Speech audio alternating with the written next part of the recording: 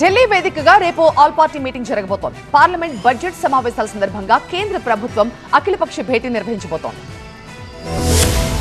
గతంలో ఎన్నడూ లేని విధంగా ఫిబ్రవరి 1న ఆదివారం రోజున పార్లమెంట్లో కేంద్ర ప్రభుత్వం బడ్జెట్ ను ప్రవేశపెట్టనుంది. కేంద్ర ఆర్థిక మంత్రి నిర్మలా సీతారామన్ వరుసగా 9వ బడ్జెట్ ను ప్రవేశపెట్టనున్నారు. ఈ బడ్జెట్ సమావేశాలు ఏప్రిల్ 2వ తేదీ వరకు కొనసాగుతాయి. మొదటి విడత ఫిబ్రవరి 13 వరకు, ఆ తర్వాత మార్చి 9న సమావేశాలు మళ్లీ ప్రారంభమవుతాయి. పార్లమెంట్ బడ్జెట్ సమావేశాల నేపథ్యంలో కేంద్ర ప్రభుత్వం రేపు ఆల్ పార్టీ మీటింగ్ నిర్వహించబోతోంది. ఈ మీటింగ్ లో సభ వ్యవహారాలు, ఇతర ఎజెండాలను చర్చించనున్నారు. రేపు ఉదయం 11 గంటలకు పార్లమెంట్ హౌస్ లోని ప్రధాన కమిటీ రూమ్ లో పార్లమెంటరీ వ్యవహారాల శాఖ మంత్రి కిరణ్ రిజిజు అధ్యక్షతన ఆల్ పార్టీ మీటింగ్ జరగనుంది. 28న పార్లమెంట్ ఉభయ సభలను ఉద్దేశించి రాష్ట్రపతి ద్రౌపది ముర్ము ప్రసంగిస్తారు. దీంతో బడ్జెట్ సమావేశాలు ప్రారంభం కానున్నాయి. అయితే యూపీఏ హయాంలో తెచ్చిన మహాత్మాగాంధీ జాతీయ గ్రామీణ ఉపాధి హామీ చట్టాన్ని, Viksit Bharat guarantee for Rozgar, Ajeevika mission చట్టానికి వ్యతిరేకంగా ప్రతిపక్ష కాంగ్రెస్ దేశవ్యాప్తంగా నిరసనలు చేస్తోన్న సమయంలో పార్లమెంట్ సమావేశాలు జరగబోతుండడం ప్రాధాన్యత సంతరించుకుంది. అలాగే గత పార్లమెంట్ సమావేశాల్లో ఆమోదం పొందని 9 బిల్లులు